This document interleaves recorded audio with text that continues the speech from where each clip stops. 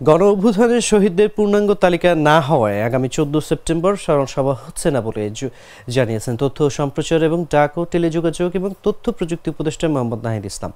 সচিবালয়ে সাংবাদিকদের সঙ্গে আলাপকালে তিনি একথা জানান। স্বাস্থ্য মন্ত্রণালয়ের তালিকার উপর ভিত্তি করে শহীদ স্মরণ সভা হবে জানিয়ে তিনি বলেন, স্বাস্থ্য মন্ত্রণালয় শহীদদের যে তালিকা করছে সেটার উপর ভিত্তি করেই স্মরণ সভা হবে। আগামী 14 সেপ্টেম্বর বা আশপাশের একটা দিন সেটা সম্ভাব্য তারিখ ঠিক করা ছিল।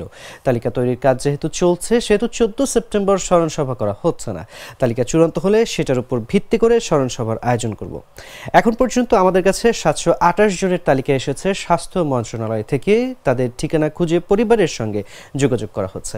আর 20,263 জন আহত হয়েছেন।